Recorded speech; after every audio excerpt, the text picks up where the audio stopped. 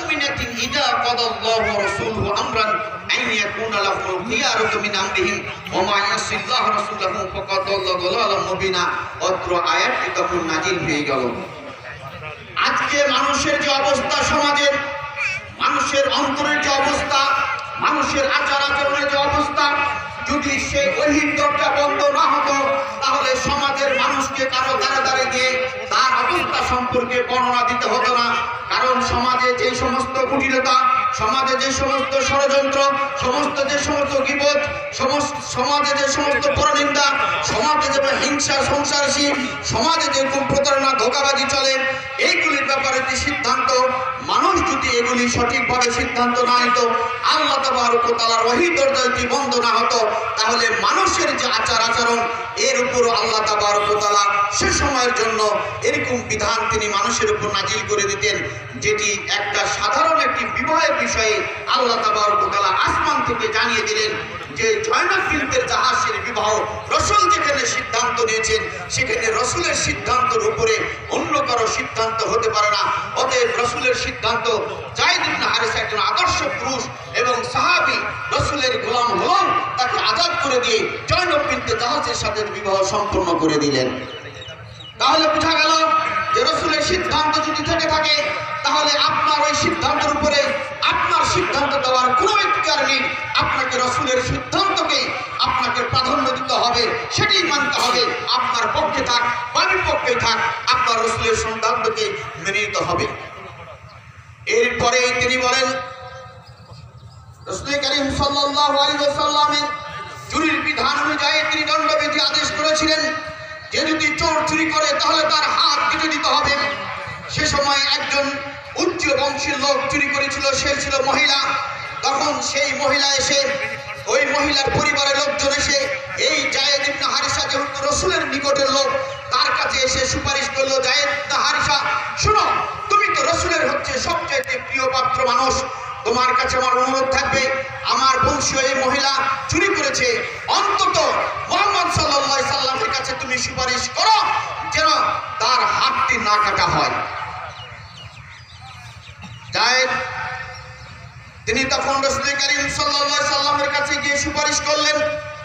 সুপারিশ শোনার সাথে সাথে মহানবী সাল্লাল্লাহু আলাইহি সাল্লাম তিনি বললেন, লাউ সারাকাত ফাতিমা বিনতে মুহাম্মদ লাকাতাতু ইয়াদাহা। মহানবী সাল্লাল্লাহু আলাইহি সাল্লাম বলেন, শোনো যায়েদ, আজকে যদি মুহাম্মদের মেয়ে ফাতিমা যদি চুরি করত অবশ্যই আমি তার হাত কেটে দিতাম। অতএব মনে রাখো, আমি মুহাম্মদ বলছি, আল্লাহ তাবারক ওয়া তাআলা যে সিদ্ধান্ত দিয়েছে ওই সিদ্ধান্তের বাইরে আমি কোনো সিদ্ধান্ত নিতে পারি না, অবশ্যই তার হাত কাটা পড়বে। আজকে দেশের মাল, দেশের অর্থ সম্পদ যেভাবে তছনছ করা হচ্ছে, যেভাবে লুটতরাজ করা হচ্ছে, আমানতের যেভাবে খেয়ানত করা হচ্ছে, যদি আজকে সেই আসমানি বিধান যদি চালু থাকতো তাহলে এই সমস্ত মানুষগুলি রাষ্ট্রীয় সম্পদ এইভাবে কখনো চুরি করে ফেলাতে পারতো না। ঠিক কথাটি শুনতে খারাপ লাগলো। আজকে আমাদের দেশের পোপাটা গাফাটা দুর্বল মানুষের, খেটে খাওয়া কৃষি মানুষের রোদের তাপে মাথা পোড়া ঘাম ঝরা টাকা দিয়ে আজকে রাষ্ট্র চলে, সেই রাষ্ট্রের সম্পদ আজকে লুটতরাজ হচ্ছে, দেশে রাহাজানি হচ্ছে, সন্ত্রাসী হচ্ছে, জিনা ব্যভিচার হচ্ছে, ইফটিজিং হচ্ছে, মানুষকে হত্যা করছে। আজকে যেখানে সেখানে আপনার শিশু ধর্ষণ হচ্ছে, কারণ জিনার বিধান ব্যবস্থা হয় না।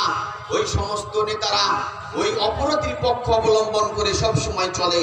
প্রিয় উপস্থিতি, আল্লাহর কিতাব এবং সুন্নাতের যদি আমরা মূল্যায়ন না করি, আল্লাহকে যদি আমরা ভয় না করি, তাহলে অবশ্যই অবশ্যই আপনার এই সমস্ত মানব রচিত বিধান দিয়ে কখনোই এর কখনো সমাধান আসতে পারে না।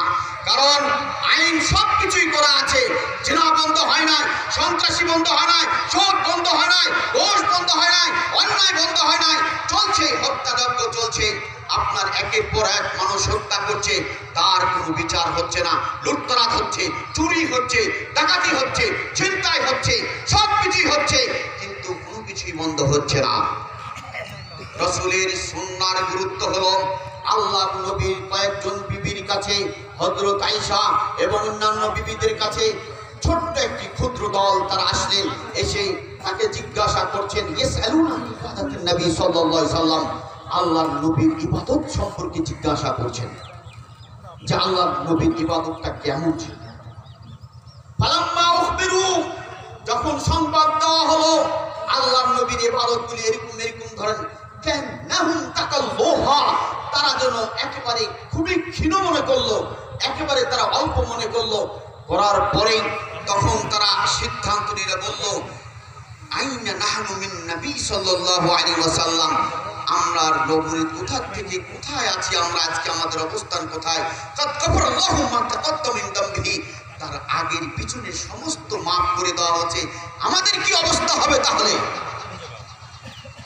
ওই সমস্ত ক্ষুদ্র দল বলছে তাহলে আমাদের কি হবে, আমাদের কত কি আছে না আছে, আমাদের কত অন্যায় আছে, আমাদের বাঁচার উপায় কি হবে? তখন ওই তিনজন দলের বা 3 থেকে 9 পর্যন্ত, অথবা ইসাবাতুন মিন সালাতাতিন ইলা 10, 3 থেকে 10 অথবা 3 থেকে 9, অথবা অন্য বর্ণনা আছে 40 সদস্য পর্যন্ত এই একটি সদস্য আল্লাহর নবীর ইবাদত সম্পর্কে জিজ্ঞাসা করতে এসেছিলেন। এসে আল্লাহর নবীর যখন সংবাদ দেওয়া হলো তখন তারা বলছে যে আমাদের কোথায়, আমাদের কি অবস্থা হবে। নবীর সমস্ত পাপগুলি ক্ষমা করে দেওয়া হয়েছে সামনে এবং পিছনের, নবী তো মরে নাই, তো আমাদের কি হবে?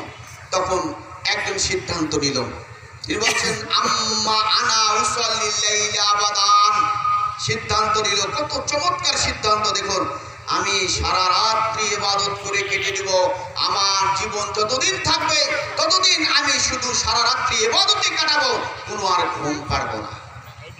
1 2 দ্বিতীয় নম্বর বললেন আনা সুমুতাহার আবাদান, সারাদিন আমি রোজা পালন করব, আমি আর কোনোদিন দিনে রোজা ছাড়ব না, এই রোজা আমার চলবে অবিরাম। দ্বিতীয় জন বললেন না তাদের নিসা, বিবাহ একটা ভেজাল জিনিস, এই ভেজালে আমি জড়াতে পারবো না, আমি আর কোনোদিন বিবাহ করব না, এই বিবাহ বন্ধনে আমি আর থাকবো না। এই সিদ্ধান্ত নেওয়ার পর তারাই আলাপ আলোচনা করছে। ফাজা রাসূল সাল্লাল্লাহু আলাইহি ওয়াসাল্লাম, ইতিমধ্যে আল্লাহর নবীর আগমন ঘটলেন, কথাগুলো তিনি শুনলেন। শোনার পরে আল্লাহর নবী এত জোরে একটা ধমক দিয়ে কথা বললেন, আনতুমুল্লাযী কুলতুম কাযা ওয়া কাযা, ওই শোনো, তোমরা কি ওই সমস্ত লোক এই কথাগুলি তোমরা সিদ্ধান্ত ছাড়ছিলে? তখন তারা বলল জি হ্যাঁ, আমরা ওই সমস্ত লোক এই কথাগুলি বলছিলাম। আল্লাহর নবী বলছেন শোনো, আল্লাহি, আল্লাহর কসম করে বলছি, আল্লাহি, আল্লাহর কসম করে বলছি, আল্লাহি, আল্লাহর কসম করে বলছি, ইন্নী আখশাকুম ওয়া আতকাকুম লিল্লাহ, তোমাদের তুলনায় আল্লাহকে আমি বেশি ভয় করি, তোমাদের তুলনায় আমি সবচাইতে বেশি পরেজগার। অতএব শুনে রাখো, মুসল্লি, আমি নামাজ পড়ি, ওয়ারুকুত, আমি কিছু সময় ঘুমাই, আসুম, আমি রোজা পালন করি, ওয়াফতুর, আমি রোজাও ছেড়ে দেই, ওয়ানকাহুন্নিকা, আমি মহিলাদেরকে বিবাহ করেছি। অতএব তোমরা যারা যে সমস্ত সিদ্ধান্ত নিচ্ছ, মনে রেখো, ফামান রাগিবান সুন্নতি, যেই ব্যক্তি আমার সুন্নাতকে অবজ্ঞা করবে, অমান্য করবে, ফালাইসা মিন্নি, সে আমার দলভুক্ত নয়। হাদিসটি বুখারী মুসলিম। ওই সমস্ত লোকগুলি সিদ্ধান্ত কি খারাপ না? ওরা কি খুব অন্যায় কাজের সিদ্ধান্ত নিয়েছিল? কি বলেছিল? নামাজ পড়বে, নামাজ পড়া কি খারাপ কাজ ছিল? তারা রোজা রাখবে, রোজা রাখা কি খারাপ কাজ ছিল? বিবাহ কি খারাপ কাজ ছিল? এই সমস্ত সিদ্ধান্ত নিয়েছিল। সিদ্ধান্তটি আল্লাহর নবীর নিয়ম নীতি অনুযায়ী হয় নাই, দেখেই আল্লাহর নবী বলছেন আমার নিয়ম নীতির বাইরে যদি কেউ সিদ্ধান্ত গ্রহণ করে তাহলে ও আমার দলভুক্ত নয়, দল থেকে বহিষ্কার করছে। অতএব বোঝা গেল কোরআন এবং সুন্নাহ অনুযায়ী আমার আপনার যদি জীবন পরিচালিত না হয়, আপনার সিদ্ধান্ত অনুযায়ী যদি মাঠ চলে, আপনার সিদ্ধান্ত অনুযায়ী যদি মসজিদ চলে, আপনার সিদ্ধান্ত অনুযায়ী যদি পরিবার চলে, আপনার সিদ্ধান্ত অনুযায়ী যদি গ্রাম চলে, আপনার সিদ্ধান্ত অনুযায়ী যদি রাষ্ট্র চলে, আপনার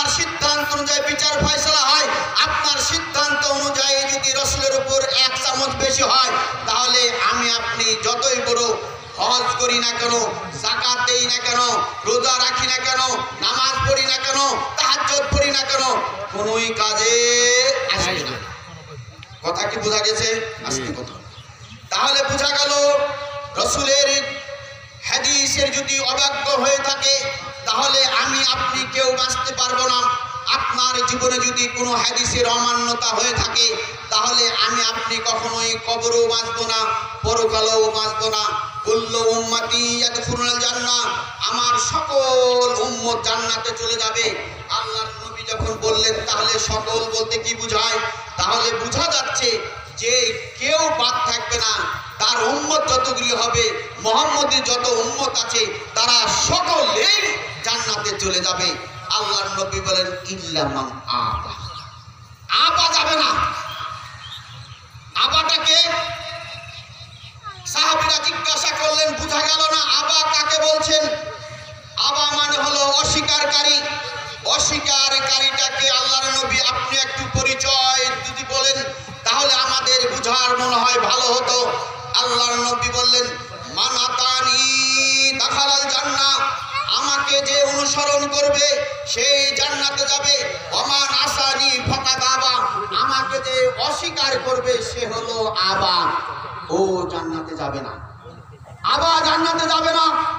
আপনার জীবনে যদি রাসূলের হাদিস অমান্য হয়ে থাকে, আপনার জীবনে যদি রাসূলের হাদিস অমান্য হয়ে থাকে, আপনার সমাজে যদি রাসূলের হাদিস অপমানিত হয়, আপনার জীবনে যদি মুহাম্মদকে কটূক্তি করা হয়, আপনার ধর্মকে যদি কটূক্তি করা হয়, ইন্ডিয়ার মতো জায়গাতে হোলি খেলা নিয়ে মুসলমান যদি নিহত হয়, হত্যা করা হয়, ইন্ডিয়ার মতো জায়গা যদি মুসলমানের ধর্ম অবমাননা হয়, বাংলাদেশের মতো জায়গাতে যদি ধর্মকে অবমাননা করা হয়, সারা বিশ্বে যদি ধর্মকে অবমাননা করা হয়, আর আপনি মুসলিম পেটে যদি থাকেন তাহলে আপনার এই বেঁচে থাকাটা আপনার শিয়াল শুকুরের চাইতে আর খারাপ হতে পারে না।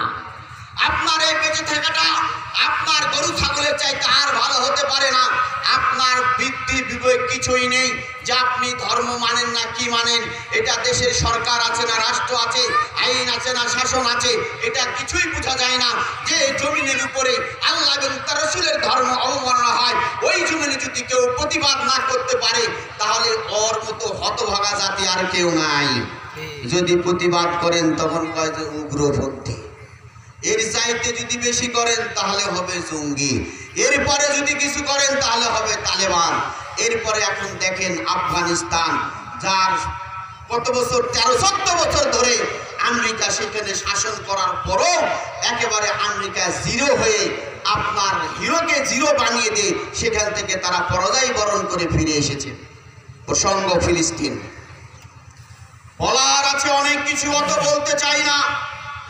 ফিলিস্তিন আজকে 1.5 বছরের উপর হয়ে গেল, আজকে শিশু হত্যা হচ্ছে, নারী হত্যা হচ্ছে, ইমাম হত্যা হচ্ছে, শিক্ষক হত্যা হচ্ছে, ডাক্তার হত্যা হচ্ছে, পেশাজীবী হত্যা হচ্ছে, সাংবাদিক হত্যা হচ্ছে, জনগণ হত্যা হচ্ছে, মসজিদ হত্যা হচ্ছে, মাদ্রাসা হত্যা হচ্ছে, স্কুল হত্যা হচ্ছে, কলেজ ধ্বংস করা হচ্ছে, জমিনের ফসল ধ্বংস করা হচ্ছে, বাড়ি ধ্বংস করা হচ্ছে। গাজাকে, ফিলিস্তিনকে মাটির সাথে বড় বড় বিল্ডিং ধসিয়ে দেওয়া হচ্ছে। বিশ্বের মুসলিম নেতারা আঙ্গুল চুষতিছে, খেজুর খাচ্ছে, জুস খাচ্ছে, উটের গোশত খাচ্ছে। ওই আরব বিশ্ব বলতে চায় তোমরা যদি এখনো ঘুরে না দাঁড়াতে পারো তাহলে অদূর ভবিষ্যতে অল্প দিনের ভিতরে ইসরায়েল, ইহুদি, খ্রিস্টানরা তোমাদের উপরে মাথার উপরে প্রসাব করবে আর তোমরা ওই সমস্ত জুসের পরিবর্তে প্রসাব পান করিবে। ঠিক মনে রাখো, মধ্যপ্রাচ্যকে নিয়ন্ত্রণ করার জন্য আজকে ইসরায়েলকে লেলিয়ে দিয়েছে। আজকের এই মাঠ থেকে আল্লাহর কাছে আবেদন করতে চাই, আল্লাহ ওই সমস্ত যে খ্রিস্টান, যেই ছিল হিটলার, যেই ছিল আপনার 60 লক্ষ ইহুদিকে সে হত্যা করেছে, আবার ওই হিটলারের আগমনের দরকার। হিটলার, তাহলে ওই হিটলারের আগমন আবার দরকার। ওই হিটলার আবার আসবে, আবার এবার 60কে আপনি 10 দিয়ে গুণ দেন, কত? 2 কোটি ইহুদি। এই 2 কোটি ইহুদিকে আবার পৃথিবী থেকে তছনছ করে ধ্বংস করে মাটির নিচে একেবারে পুঁতে দিয়ে একেবারে উর্বর জমি হবে।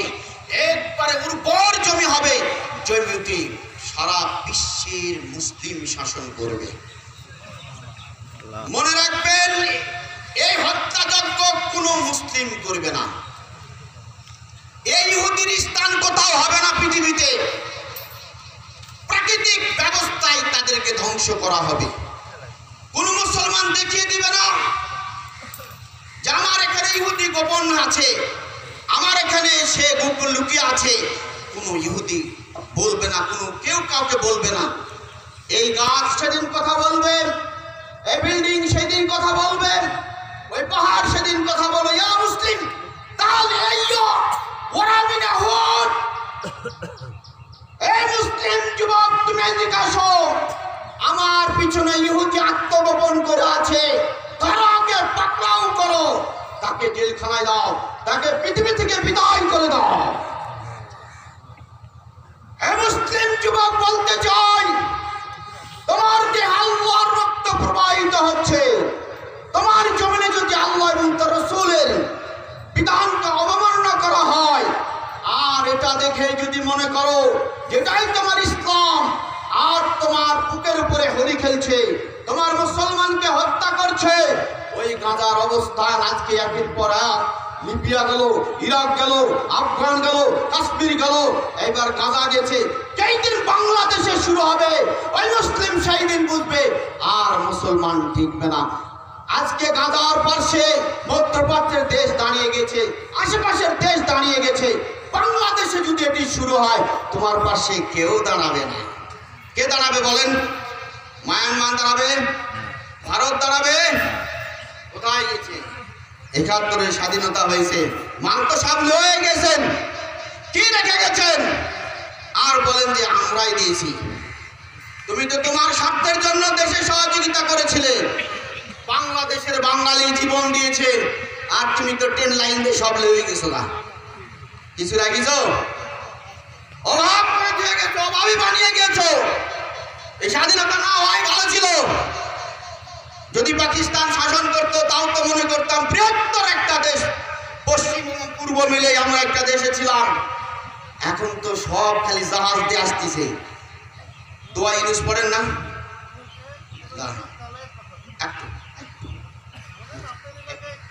আচ্ছা বলি বাবা, ঠিক আছে বলতেছি।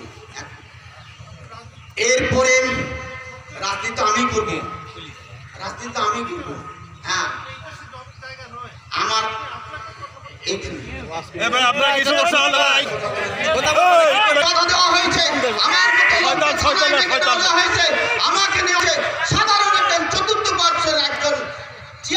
আমাকে ডেকে নেওয়া হয়েছে। তখন কি কেউ কোনদিন কথা বলেছিলেন?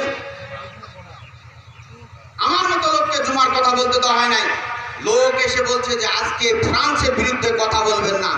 আমি এসআইকে বলেছিলাম, আপনার কথা অনুযায়ী এখানে খুতবা হয় না, খুতবা হয় আল্লাহ এবং রাসূলের বিধান অনুযায়ী, এটা আল্লাহর মসজিদ, আমি আপনার কথা মানতে পারি নাই।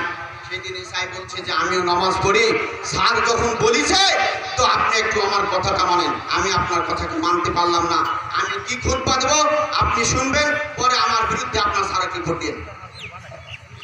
এই দিনটাও গেছে বাবা।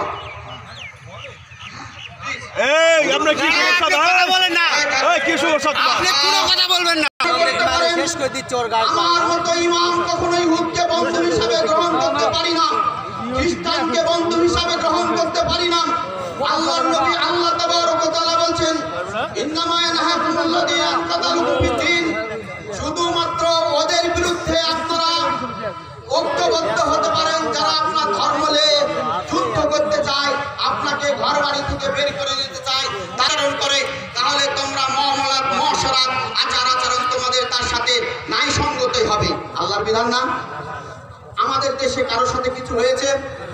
হিন্দুদের সাথে কোনো দুই কটা হয়েছে? সারাদিন আমরা যাতায়াত করি, কেউ বলতে পারবে কোনো একটা হিন্দুকে টোকা দিয়েছে? তাহলে এই তুলসী গঙ্গার এক মন্ত্রী পররাষ্ট্র আসছিল, আসার পর সে কি বললো যে বাংলাদেশে সংখ্যালঘু নির্যাতন হচ্ছে। আপনার মতো যুবক কোনদিন দাঁড়িয়ে বলেছে রাস্তায় যে আমার দেশের দুর্নাম কেন করা হলো, যে সংখ্যালঘু নির্যাতন করা হচ্ছে? যে সময় এই কথা বলা হয় সে সময় ভারতে হোলি খেলা নিয়ে মুসলমানকে ধ্বংস করা হয়েছে। 189টি মসজিদে মুসলমানেরা তাবু তাকিয়ে দিয়েছে যে মসজিদে যেন হোলির রং না থাকে। বলেছিলেন আপনার মতো যুবক কোনোদিন? তাহলে সেখানে গরু খাওয়া নেই। এই আপনার সংসদে কয়েকদিন আগে ঈদুল ফিতরে তারা গরু জবাই করবে, সেখানে বিজেপি সংসদে বলছে যে গরু জবাই করতে পারবে না, 10 দিনের জন্য গরু জবাই নিষেধ আছে। কেন নিষেধ থাকবে? ওই সমস্ত হিন্দু কি চামড়ার জুতা ব্যবহার করা বন্ধ করেছে? তারা গরু খায় না, গোশত খায় না, দুধ খায়, আর চামড়ার স্যান্ডেল বানিয়ে পায়ে পড়ে। কিসের মাবুদ তাদের? ভুয়া একটা তাদের তো অস্তিত্ব নেই, তাদের ধর্ম তো রাখি। আমরা বলতে চাই না, যার যার ধর্ম পালন করবে। আল্লাহর নবী বিজয় ভাষণে বলেছেন, তোমার ধর্ম তোমরা পালন করো, আমার ধর্ম আমি পালন করছি, তোমার দায় দায়িত্ব তোমার উপর। প্রিয় উপস্থিতি, আমি ওই দিকে যাই না, আমি আপনাদেরকে বুঝাতে চাচ্ছি, আপনাদের সেন্টিমেন্টটা বোঝানোর জন্য বলছি। আপনাদের বিবেক বুদ্ধি যদি ওই সমস্ত পাশ্চাত্য দাসের মতো হয়ে যায়, আপনি ইসলাম টিকে রাখতে পারবেন না। ইসলাম আসমান থেকে ফেরেশতা প্রতিষ্ঠা করে না, ইসলাম প্রতিষ্ঠা করে জমিনে যারা জীবিত আছে তারাই করে। আমার আপনার মতো যুবক যদি পশ্চিমা ধারেন, আপনার আদর্শ কালচার কৃষ্টি কালচার যদি অনুসরণ করেন, জীবনেও দেশে পার্লামেন্টে কোনোদিন ইসলাম আসবে না। আপনি মানব রচিত গণতন্ত্র মানতে মানতে আপনার দেশ চলে যাবে, শোষণ হবে, দর্শন হবে, গণতন্ত্র হবে, সবকিছু হবে, কিন্তু আপনার কখনো আইন হবে না। আল্লাহর নবী বলছেন, শুনো, মক্কা থেকে সানাই পর্যন্ত মানুষ নিরাপদে হেঁটে যাবে, গায়ে কেউ টোকাও দিবে না। এই দিন আসে নাই? ওমরের কথা বলেন, আবু বকরের শাসনের কথা বলেন, ওসমানের শাসনের কথা বলেন, আলীর শাসনের কথা বলেন, কিন্তু কোথায় সেগুলি আছে? আছে? আপনি দেশের নেতা, আপনি মুসলমান, আপনি একটা ইমামকে সম্মান দিতে পারেন না। আপনার 10 গ্রাম মিলে 14 গ্রাম মিলে আপনার একটা ইমামকে সম্মান করতে পারেন না। আপনার আজ পর্যন্ত মসজিদের টাকা চাইলে ভিক্ষা করে চাইতে হয়। আপনার বিবেক বুঝে না যে আমার অর্থ দিয়ে মসজিদ হবে, ইবাদতখানা হবে, আমাকে কেন ভিক্ষা করতে হবে? আল্লাহ কি ফকির হয়ে গেছে? আপনাকে বলতে হয়, ভাই দান করেন, দান করেন, দান করেন, আপনার এত হবে, অমুক হবে, তমুক হবে। আর ইহুদ খ্রিস্টানরা কোনোদিন বলেছে? ওরা চায় ভাবে, কিন্তু আল্লাহর নবীর অনুমোদন আছে, বিধায় চাইছে। খ্রিস্টানের একটা মহিলার নাম ঈদ হারিসা। খ্রিস্টানের আপনার ধর্ম সম্পর্কিত করেন ঈদ হারিসা, উনি একজন ডাক্তার, ডাক্তারদের প্রধান। ওনার খ্রিস্টান ধর্ম প্রচার করার জন্য ডাক্তারদের একটা সেমিনার হচ্ছে, বৈঠক হচ্ছে। ঈদ হারিসা যে বলতেছে যে তোমরা যখন মানুষের রোগী হিসাবে পাবা, দেখবা প্রথম হবে রোগীর সাথে তোমরা সদাচরণ করবা, এত সুন্দর ব্যবহার করবা যে তোমার খ্রিস্টান ধর্ম যেন সে এমনিতেই গ্রহণ করে। খ্রিস্টান ধর্ম পরিবর্তনের দাওয়াত দেয়, ওরা ধর্মের লোক বাড়ানোর জন্য দাওয়াত দেয়। খ্রিস্ট মিশনারি আছে, আপনি জানেন ময়মনসিংহ জামালপুরে এত পরিমাণ খ্রিস্টান হয়েছে যে আপনার অদূর ভবিষ্যতে তাদের চাপে থাকতে পারবেন না। আরেকটি জিনিস মনে রাখবেন, ইহুদি কাউকে ধর্ম পরিবর্তনের জন্য কোনো সংখ্যা বাড়ায় না। ইহুদিরা ওদের নারী থেকে যে সমস্ত অরুষজাত আছে তাদেরকে নিয়েই তারা তাদের ধর্ম, তাদের দিন, রাষ্ট্র তারা পরিচালনা করে, কিন্তু তারা অন্য ধর্মের লোক ওদের ধর্মে জানে না, কারণ ক্রস হলেই সমস্যা। যার কারণে আজকে এই মুসলমান বিভিন্ন দেশের পায়রবি করতে করতে এখন আর কেউ আমেরিকার আশপাশ দেখেও যেতে পারতেছে না। পারতেছেন? এখন আমেরিকা যা বলে সৌদি তাই শুনে, কাতারও তাই শুনে, মিশরও তাই শুনেন। গাঁজাবাসী গেলে কি ষড়যন্ত্র সেটা জানেন? গাঁজাবাসী গেলে ষড়যন্ত্র হলো এই যে গাঁজা মিশরকে দায়িত্ব দিয়েছে যে আমার মরুভূমিতে গাঁজাবাসীকে স্থানান্তর করা হোক। আমাদের দেশের সরকার যেমন রোহিঙ্গা একটা ভেজাল নিছে, নিয়ে এখন দেখেন যে হর হামেশাই অন্যায় অত্যাচার চলছে। একটা ইস্যু, ব্যবসার একটা ইস্যু আছে ভালো। রোহিঙ্গাদের দোষ কি ছিল? তাদেরকে একেবারে তাড়াই দিয়ে এখানে এতগুলো রোহিঙ্গা বাংলাদেশে দিছে, যে বাংলাদেশের জনগণই ভাত পায় না, তাদের দিছে। মিশরকে দিছে দায়িত্ব যে তোমরা গাঁজাবাসীকে স্থানান্তর করো, গাঁজা খালি করে দাও। ইসরায়েল কিন্তু ইসরায়েলকে ওদের বড় হবে। হিটলারকে হত্যা করার পর, ইহুদিকে হত্যা করার পর জায়গা নাই, ঠাই নাই, তখন তাদের বড় একজন প্রভাবশালী লোক, তার নামটা এখন মনে হচ্ছে না, সেই তখন আমেরিকার কাছে অনুরোধ জানায় যে অন্তত আমাদের বসবাসের একটা জায়গা দাও। তখন সে সময় ফিলিস্তিনের যে দায়িত্ব ছিল সরকারকে তখন বললো যে দেখো তোমাদের অনেক ভূমি পড়ে আছে, অন্তত তোমাদের ধর্মেও তো আছে মুসলমানকে আশ্রয় দেওয়া, জায়গা দেওয়া, কি বলে, মানুষকে একটা আশ্রয় দেওয়ার ব্যবস্থা করো, তুমি একটা আশ্রয় দাও। সে আশ্রয় দিয়েছে। এই আশ্রয় দেওয়ার পর থেকে এখন যারাই অরিজিনাল মালিক তারাই এখন হচ্ছে কি বিতাড়িত, নির্যাতিত, নিষ্পেষিত। অতএব আপনাদেরকে আমি অনুরোধ করবো যে ছড়িয়ে ছিটিয়ে থাকা বছরে একদিন আসি, আমার মতো একটা নাতির নাফিস একটা দুর্বল মানুষকে আপনারা ইমাম হিসেবে দিয়েছেন, আমার উপর দিয়ে যদি আপনারা কথা বলেন তাহলে আগামী দিন থেকে আপনারা ইমামতি করেন। আপনাদের মতন একজন লোক এসে দাঁড়াক, আপনাদের লোকের অভাব আছে? আমি একটা ছোটখাটো একটা মানুষ, ওই নওগাঁ থেকে এসে ঘুরে আসে, পেটের দায় আছে এই তো। কিন্তু যখন আপনি ইমাম হিসেবে দাঁড়ায় দিবেন তখন যদি আপনি লাফাঝাফা করেন আর কথা বলেন তাহলে তো বোঝা গেল তো আপনি কতটুকু এই হাদিসটা আয়াতটা শুনলেন। মাখান আলী মুমিন ওয়ালা মুমিনাতিন ইযা ক্বাদা আল্লাহু রাসূলুহু আমরান আন ইয়াকুনা লাহুম খায়রুম মিনাল মুমিনাতিহি ওয়া মা ইয়াসতার রাসূলুহু ফাকাদ দাল্লা দালালান মুবিনা। আল্লাহ তাআলা রাসূল যে ফয়সালা দিয়েছেন মাথা পেতে আপনাকে মেনে নিতে হবে, কোনো টু শব্দ করা যাবে না। পরামর্শ থাকলে পরামর্শ বৈঠক ডেকে আপনার যুক্তি আপনি দিবেন, আমার মুক্তি পাওয়ার আমি মুক্তি যুক্তি দেব। কথা ঠিক আছে? কিন্তু লম্পঝম্প করে ফাল করে কোনো লাভ হবে না। বিশ্ব আজকে এগিয়ে চলছে আর আমরা তালাক দেওয়ার ফতোয়া খুঁজতেছি, হালাল না হারাম, কখন তালাক দেওয়া হবে। তারাবি 20 রাকাত না 10 রাকাত এই নিয়ে আছে, হাত উপরে বাঁধবে না নিচে বাঁধবে এই নিয়ে ব্যস্ত আছে, পায়ের সাথে পা লাগাবে লাগাবে না এই নিয়ে ব্যস্ত আছে, আমি জোরে বলবো নাও বলবো না, আজ পর্যন্ত হাদিসের সংশোধন আনতে পারে নাই। এই জন্য তো বলছি যে রসুলের হাদিসকে মূল্যায়ন করতে হবে, এই জন্য তো বলছি রসুলের সুন্নাহকে মূল্যায়ন করতে হবে, এই জন্য তো বলছি যে ফেতরা একসা না হাফসা এটাই তো সমাধান করতে পারতেছে না। তো রাষ্ট্র কখন বসবেন? স্বরাষ্ট্রমন্ত্রী কখন হবেন? পররাষ্ট্রমন্ত্রী কখন হবেন? কখন আপনি খাদ্যমন্ত্রী হবেন? কখন আপনি আইনমন্ত্রী হবেন? জীবনেও যদি আমার আপনার মতো এরকম বিজ্ঞ সঠিক ভালো মানুষ যদি সংসদে না বসেছে ততক্ষণ পর্যন্ত এই দেশের ভাল কাটতেই থাকবে। ঠিক একজন আলেম বসেছে, খালেদ হোসেন, একজন মোটামুটি বাংলাদেশের ধর্মীয় সূচনাটা একেবারে অন্তত এক লাইনে আসার চেষ্টা করেছেন একজন, আর 9 জন দরকার, আর 9 জন দরকার। 10 জন হলে 10,000 লোকের কাজ করবে, এটা মনে রাখবেন। এটাকে ছোট চোখে দেখবেন না, পরকালে মুক্তির চোখে দেখবেন। আপনার দেহকে প্রশ্ন করবেন যে আল্লাহ আমাকে দেহটা দিয়েছে, এই জানটা দিয়েছে, এই কথা বলার সুযোগ দিয়েছে, এই জিহ্বা দিয়েছে, এই দাঁত দিয়েছে, এই জবান দিয়েছে, এই বিবেক দিয়েছে, আমি কার জন্য কথা বলছি? আপনি চিন্তা করেন, আপনার চোখের পাওয়ারটা চলে গেলে কার কাছে চাইবেন? আপনার পায়ের শক্তি চলে গেলে কার কাছে চাইবেন? তাহলে এটা ইস্তান্ত ফাস্তাবিল্লাহ, যদি সাহায্য যেতে হয় কার কাছে চাইবেন? আল্লাহর কাছে চাইবেন। আমরা আমির কাছে সাহায্য চাই না, সৌদির কাছে সাহায্য চাই না, গাজাবাসীর জন্য সাহায্য চাই আল্লাহ তাবারক ওয়া তাআলার কাছে। আল্লাহ আজকের এই ঈদুল ফিতরের মাঠ থেকে বলে দিতে চাই, এই গাজাবাসীর মালিক তুমি, পৃথিবীর মালিক তুমি, ইহুদ খ্রিস্টানের মালিক তুমি, হিন্দু বৌদ্ধ খ্রিস্টানের মালিক তুমি, সব কুল কায়াতের মালিক। অতএব ফয়সালা তোমার কাছে আছে, তুমি যদি একটু রহম করো গাজাবাসী শান্তি পেয়ে যাবে।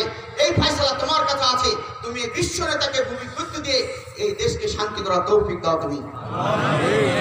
এরপর আসুন ছোট্ট একটা কথা বলি, যে আপনার আহলে হাদিস আন্দোলন বাংলাদেশের মহতারাম আমিরে জামাত, তিনি এই ফিলিস্তিনবাসী তথা গাজাবাসীর জন্য ত্রাণ সংগ্রহ করছে। সেই অভিযান চলছে, 2 গেটে তাদের দায়িত্বশীল আছে। আপনারা যাবার পথে যে যাবার পকেটে হাত দিবেন আর সেখানে দিয়ে যাবেন, এই ত্রাণ সেখানে তাদের পৌঁছে যাবে।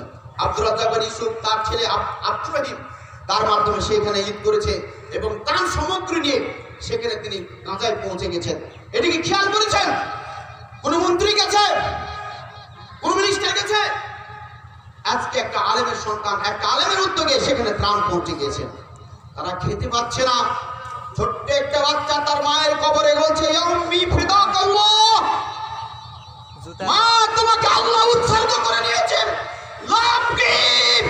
আমি আর কাঁদবো না মা তোমার জন্য, আমি আল্লাহর জন্য তোমাকে স্বর্গে পাঠিয়ে তুমি দোজখ দাও, আল্লাহ যেন তোমাকে জাহান্নাম মুক্ত করে, তুমি জান্নাতি মা একটা বাচ্চা এই কথা কান্না করছে কবরের পাড়ে গিয়ে, তারা খাবার পাচ্ছে না, রমজান চলে গেল, সেহরি পায় নাই, গাছের পাতা খায়, ইফতার করতে পারে না। ওই গাড়ি দাঁড়িয়ে আছে, পানির গাড়ি থেকে টপ টপ করে পানি পড়ে, সেই পানি পান করে। বিশ্ববাসী মুসলিম সেখানে দেখে, তারা খেতে পারে না, কান্না করে, আহাজারি করে। ওই সমস্ত বাচ্চাদেরকে বোমা মেরে মেরে ফেলে দেওয়া হয়, মা বোনদেরকে বোমা মেরে মেরে ফেলে দেওয়া হয়, তাদেরকে নির্যাতন করা হচ্ছে, মুসলমানকে ধরে ধরে মারা হচ্ছে। আর আপনারা গিয়ে খ্রিস্টানের পাইরবি করতে করতে আপনাদের তাদের পিছনে গিয়ে মুখ বন্ধ করে আছেন, কোনো কথা বলতে পারছেন। আল্লাহর কাছে জবাবদাহি করতে হবে। বিশ্ব মুসলিম আজকে আপনারা এক হওয়ার, আল্লাহ এই সমস্ত ইহুদ খ্রিস্টানের বিরুদ্ধে রুখে দাঁড়ান। আমরা মানুষ হিসাবে সকলে বসবাস করতে চাই। আমি আপনাদের অনুরোধ করবো, যে যা পারবেন গাঁওবাসীর জন্য আপনারা সাহায্য করবেন। আল্লাহ যেন ওই সাহায্য সেখানে সঠিকভাবে পৌঁছে দেয়, অতি বিলম্বে, খুবই তাড়াতাড়ি যেন এই সমস্ত নির্যাতন, নিষ্পেষিত, এই সমস্ত যেন অপমান, জিল্লতি যেন আল্লাহ তাআলা পৃথিবী থেকে উঠায় নেন। আমি আমার কথা এখানে শেষ করছি। আমার তৌফিক ইল্লা বিল্লাহ। আমার কথা বলাতে যদি ভুল ত্রুটি হয়ে থাকে আমার সুন্দর দেখবেন। আমি অন্যায় করে বলি নাই, আমি কোনো কথা নিজের পক্ষ থেকে বলি নাই, আমি এই বিষয়ে কথা বলার জন্য পরিকল্পনাও করি নাই। আমি শুধুমাত্র বিষয়টি করেছিলাম যে মুসলিম জীবনে সুন্নতের গুরুত্ব মানতে হবে। এই কথা আল্লাহ তাআলা আমাকে বলেছেন, আমি বলি নাই। খুতবা আল্লাহর কসম করে বলছি, আজকে 25 বছর চলছে। খুতবার মিম্বরে যখন দাঁড়াই সালাতের গুরুত্ব আলোচনা করব, তখন দেখা যায় যে মাথায় অলরেডি যে দলিলগুলি আমি এখনো 2 বছর 3 বছর পর্যন্ত পড়ি নাই, ওই দলিলগুলি আমার মাথায় এমনি চলে আসে। বিশ্বাস যদি না করেন, আপনি বক্তৃতার মাঠে দাঁড়ান, আপনি সহযোগিতা পেয়ে যাবেন। আপনি গবেষণা করেন যে আল আকলু মিনাল্লাহ, মেধা হচ্ছে আল্লাহর পক্ষ থেকে আসে, আল ফিকরু মিনাল্লাহ, চিন্তা ভাবনা আল্লাহর পক্ষ থেকে আসে। আপনি চিন্তা ভাবনা করেন, দেখবেন যে সুন্দর সুন্দর চিন্তা ভাবনা ফিকির আপনার মধ্যে এসে উপস্থিত হবে। অতএব আমার মতো করে বক্তৃতা দিতে চাই না, আল্লাহ যেভাবে চাই সেভাবেই হয়। আসুন আমরা সকলে ইস্তিগফার কামনা করি। আস্তাগফিরুল্লাহাল্লাযী লা ইলাহা ইল্লা হুয়া। আচ্ছা, মহিলা জামাতে টাকা আসে না, আজকের কালে